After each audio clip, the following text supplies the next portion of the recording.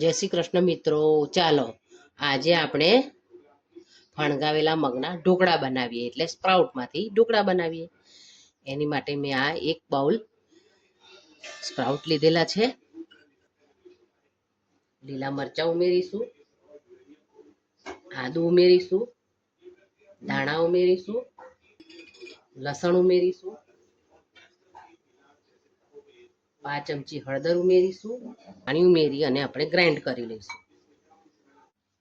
આપણું બેટર તૈયાર થઈ ગયું છે. હવે આપણે એને એક બાઉલમાં લઈ લઈશું. હવે આપણે એમાં જે બાઉલ ભરીને સ્પ્રાઉટ લીધા હતા એ બાઉલ ભરીને આપણે એક સોજી ઉમેરીશું. 1 ચમચી દહીં ઉમેરીશું અને બેટરને મિક્સ કરી લઈશું બરાબર. આપણે જે મિક્સરમાં ક્રશ કર્યું હતું એ ધોઈને આપણે પાણી લઈ લઈશું.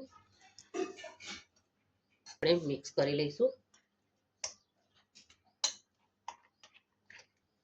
સ્વાદ મુજબ મીઠું ઉમેરીશું, બરાબર મિક્સ કરી લઈશું. હવે આ બેટરને આપણે 10 મિનિટનો રેસ્ટ આપીશું. આપણા બેટરને રેસ્ટ અપાઈ ગયો છે, 10 મિનિટ થઈ ગઈ છે. હવે આ થોડુંક સોજીએ પાણી પીધું છે, પણ આપણે થોડું બેટરને પાણી ઉમેરી અને સરખું કરી લઈશું. હવે આપણે એમાં 1 ચમચી જેટલું તેલ ઉમેરીશું, બરાબર મિક્સ કરી લઈશું. એમાં ફ્રૂટ સોલ્ટ ઉમેરીશું,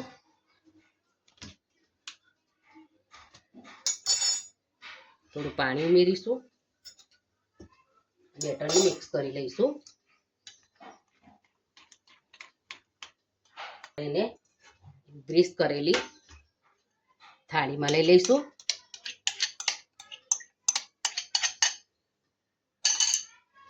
આપણે એની પર થોડું લાલ મરચું પાવડર સ્પ્રિંકલ કરીશું.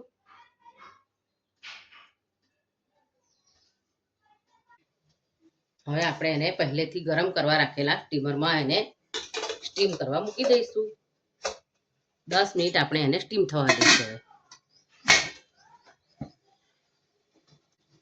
જોઈ લઈશું કે આપણા ઢોકળા સ્ટીમ થઈ ગયા છે કે નહીં.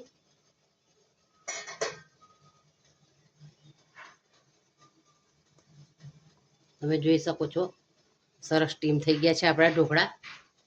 હવે આપણે એને બહાર લઈ લઈશું. ઢોકળાનો વઘાર તૈયાર કરી લઈશું. એની માટે તેલ લઈ લઈશું. તેલ ગરમ થઈ ગયું છે. આપણું તેલ ગરમ થઈ ગયું છે. હવે આપણે એમાં રાઈ ઉમેરીશું. 1 ચમચી ભરીને આપણે તલ ઉમેરીશું. આપણા ઢોકળા ઠંડા થઈ ગયા છે. હવે આપણે એને કટ કરી લઈશું.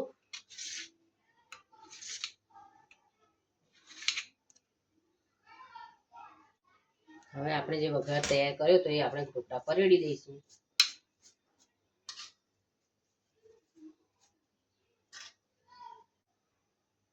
ઢોકળા પર વઘારી દીધો. હવે આપણે ધાણાથી એને ગાર્નિશ કરીશું.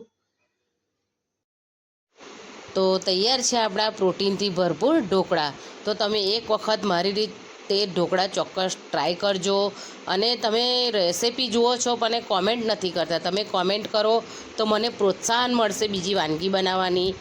અને મારા વિડીયોને લાઇક અને સબસ્ક્રાઈબ જરૂર કરો. Thank you.